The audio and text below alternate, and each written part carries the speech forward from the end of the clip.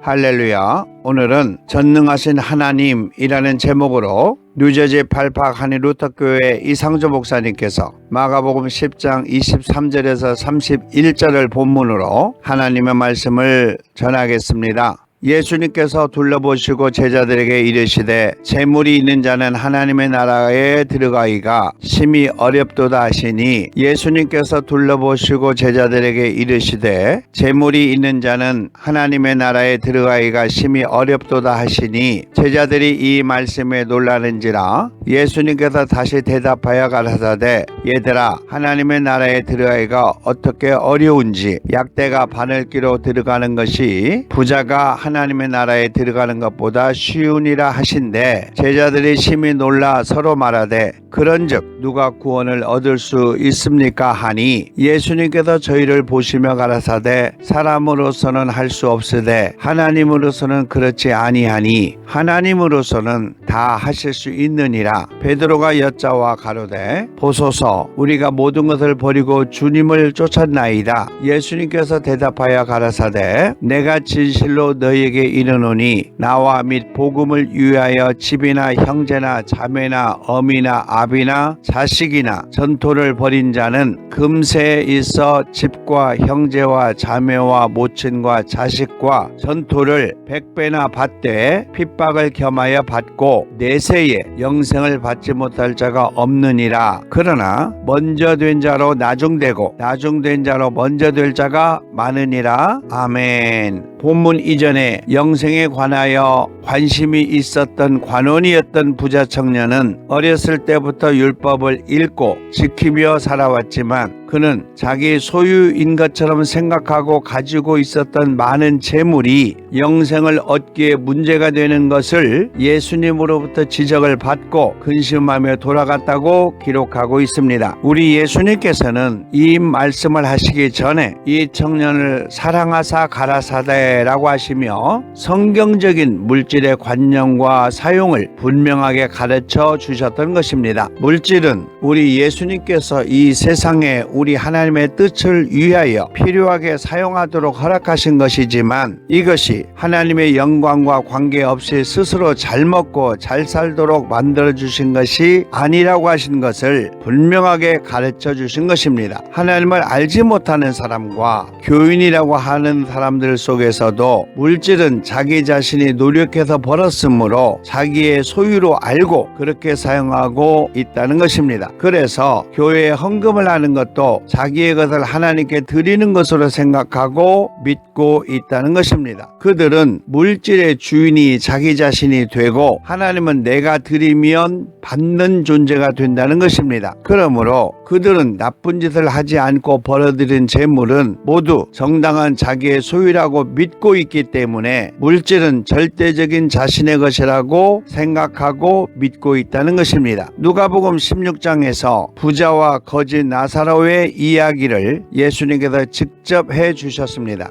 이름을 부르지 않는 그 부자는 그 당시에 유명한 사람이었고 높은 지위에 있는 사람이었고 재산이 많은 부자였습니다. 그의 집 앞에 거지 나사로가 있었지만 그에게는 관심을 두지 않고 그가 죽어도 돌아보지 않았습니다. 그는 명예, 지위, 재산은 모두 자기의 소유로 생각하고 있었기 때문입니다. 그런데 그도 죽어 지옥에 들어가게 되었다고 했습니다. 그 이유는 그는 이 세상에 살고 있을 때에 자기의 재산이 자기만 위해서 사용되었고 어려운 이웃을 돌아보는데 사용하지 않았다는 것이었습니다. 또 우리 예수님께서는 마지막 재림날의 현상에 대해서도 마태복음 25장에서 이렇게 소개하고 있습니다. 또 왼편에 있는 자들에게 이르시되 저주를 받을 자들아, 나를 떠나 마귀와 그 사자들을 위하여 예비된 영원히 타는 불에 들어가라. 내가 줄일 때에 너희가 먹을 것을 주지 아니하였고 목마를 때에 마시게 하지 아니하였고 나그네 되었을 때에 영접하지 아니하였고 벗었을 때에 옷 입히지 아니하였고 병들었을 때와 옥에 갇혔을 때에 돌아보지 아니하였느니라 라고 하시며, 내가 진실로 너희에게 이르노니 이 지극히 작은 자 하나에게 하지 아니하는 것이 곧 내게 하지 아니하는 것이니라 라고 분명하게 말씀해 주셨습니다. 전도서 기자는 5장에서 노동자는 먹는 것이 많든지 적든지 잠을 달게 자거니와 부자는 배부름으로 자지 못하느니라. 내가 해 아래서 큰 패단되는 것을 보았나니 곧 소유주가 재물을 자기에게 해가 되도록 지키는 것이니라 라고 기록하고 있으며, 저가 모태에서 벌거벗고 나왔은즉 그 나온 대로 돌아가고 수고하여 얻은 것을 아무것도 손에 가지고 가지 못하나니 이것도 패단이라. 어떻게 왔든지 그대로 가리니 바람을 잡으려는 수고가 저에게 무엇이 유익하겠는가 라고 기록하고 있습니다. 그러므로 본문에서 우리 예수님께서는 둘러보시고 제자들에게 이르시되 재물이 있는 자는 하나님의 나라에 들어가기가 심히 어렵도다 라고 하셨습니다. 이 말씀에 예수님의 제자들이 놀랐다라고 기록하고 있습니다. 제자들도 부자 청년처럼 재물에 대하여 같은 생각을 가지고 있었다는 것을 알 수 있습니다. 제자들은 예수님과 함께 생활하면서 가끔 배가 고프기도 했지만 가난하다는 어려움보다 부자에 대한 부러움을 가지고 있었을 것입니다. 그런데 그 생각 자체까지 잘못되었다고 하는 황당한 가르침을 받고 놀란 모습이었습니다. 제자들의 이 모습을 보고 제자들의 혼란된 마음까지 아신 예수님께서는 제자들을 부르시면서 말씀하시기를, 얘들아,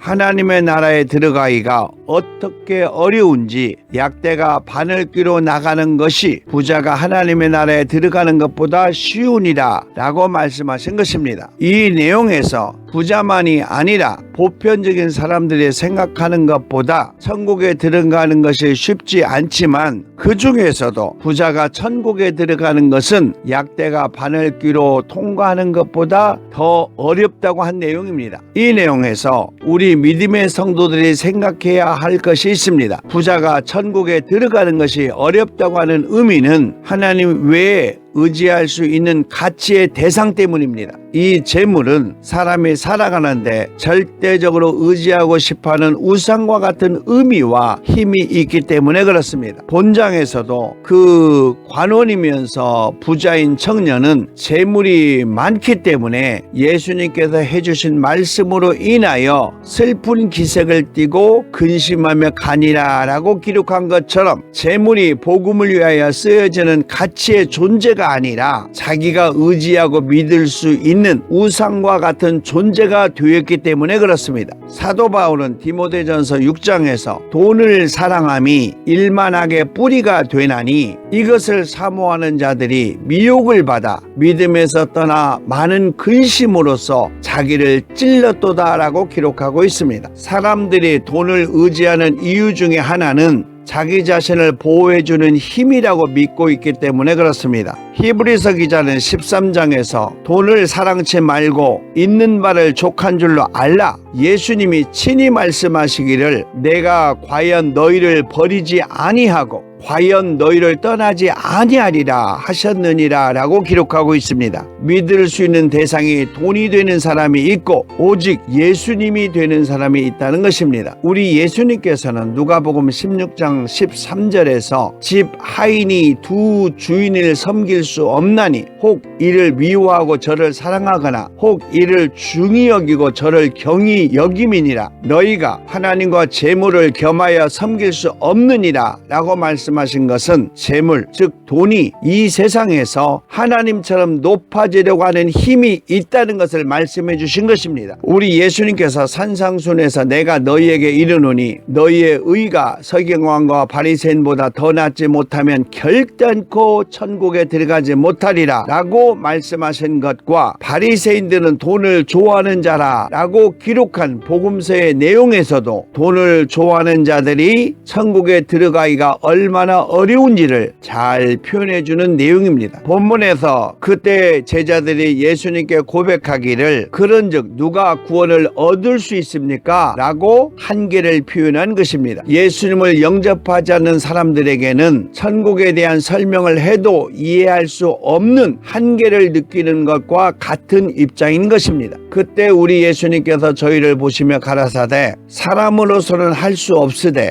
하나님으로서는 그렇지 아니하니 하나님으로서는 다 하실 수 있느니라 라고 하셨습니다. 이 내용의 발단은 부자가 천국에 들어가기가 약대가 바늘귀로 들어가는 것보다 더 어렵다고 했던 것에 대한 결론으로 말씀하신 것입니다. 그렇다면 부자에게 어떤 변화가 있어야 한다는 것일까요? 우리 예수님께서 본장 21절에 말했던 것처럼 내게 있는 것을 다 팔아 가난한 자들에게 주고 나를 쫓아라. 그리하면 하늘에서 보화가 내게 있으리라 라고 하신 것처럼 재물보다 하나님을 더 사랑하면 재물은 하나님의 영광을 위하여 쓰여지는 도구가 될 수 있다는 것을 말씀하신 것입니다. 이곳에서 예수님을 쫓으라고 하셨는데 이 내용은 예수님의 제자와 같은 삶을 살 수 있는 성도의 삶을 말하는 것입니다. 그때 제자 베드로는 예수님께 고백했습니다. 보소서, 우리가 모든 것을 버리고 주님을 쫓았나이다 라고 말하니 예수님께서는 그에 대한 보답으로 내가 진실로 너희에게 이르노니 나와 및 복음을 위하여 집이나 형제나 자매나 어미나 아비나 자식이나 전토를 벌인 자는 금세에 있어 집과 형제와 자매와 모친과 자식과 전토를 100배나 받되 핍박을 겸하여 받고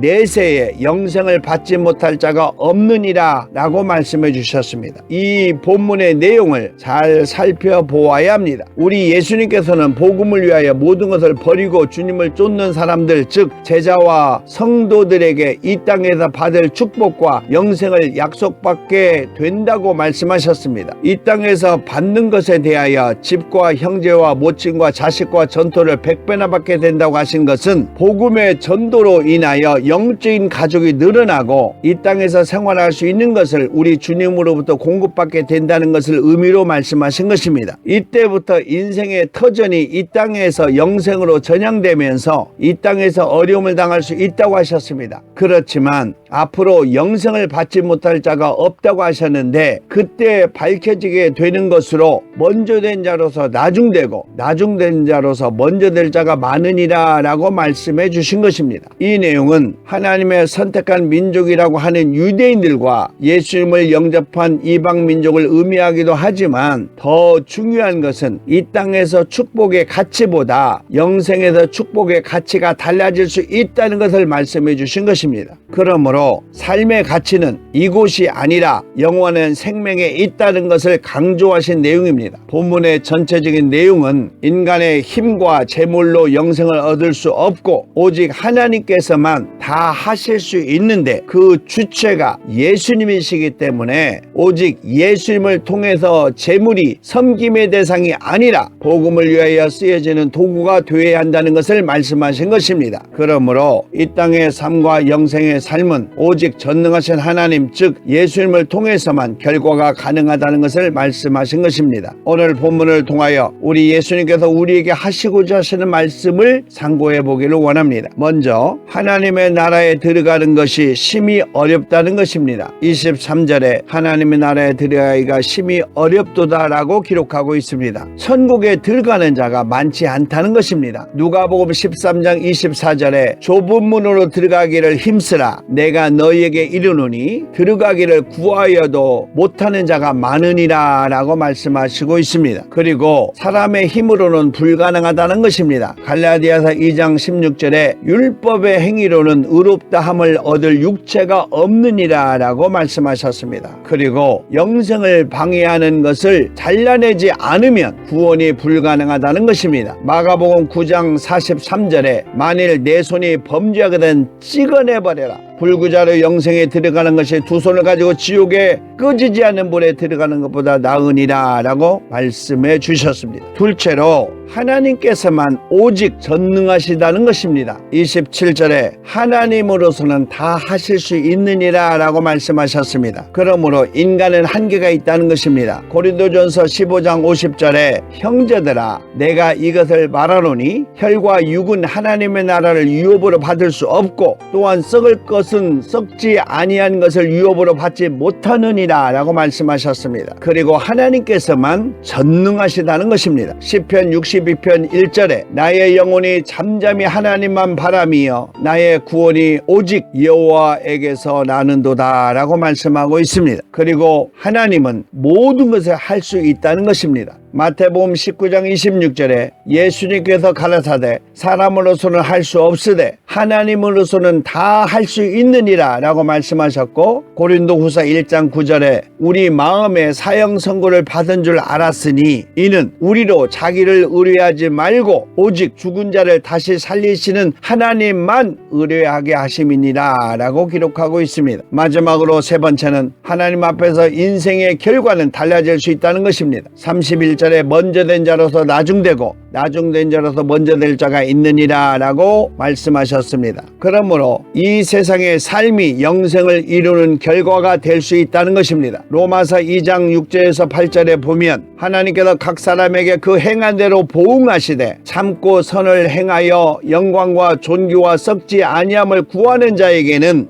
영생으로 하시고 오직 당을 지어 진리를 쫓지 아니하는 자에게는 노와 분으로 하시리라 라고 기록하고 있습니다. 그리고 하나님이 없는 인생의 모든 수고는 헛된 것이라는 것입니다. 전도서 2장 10절에서 11절에 보면 무엇이든지 내 눈이 원하는 것을 내가 금하지 아니하며 무엇이든지 내 마음이 즐거워하는 것을 내가 막지 아니하였으니 이는 나의 모든 수고를 내 마음이 기뻐하였음이니라. 이것이 나로 모든 수고로 말미암아 얻은 분복이로다. 그 후에 본즉 내 손으로 한 모든 일과 수고한 모든 수고가 다 헛되어 바람을 잡으려는 것이며 해 아래서 무익한 것이로다 라고 기록하고 있습니다. 그리고 안식에 들어가기 위하여 믿음으로 힘써야 한다는 것입니다. 히브리서 4장 11절에 그러므로 우리가 저 안식에 들어가기를 힘쓸지니 이는 누구든지 저 순종치 아니하는 본에 빠지지 않게 하려 함이라 라고 기록하고 있습니다. 우리 인생에서 우리를 지켜줄 것 같은 재물은 영생을 지켜주지 못한다고 전도서 기자를 통해서 기록하고 있습니다. 내가 해 아래서 큰 패단되는 것을 보았나니 곧 소유주가 재물을 자기에게 해되도록 지키는 것이라. 그 재물이 재난을 인하여 패하나니 그 손에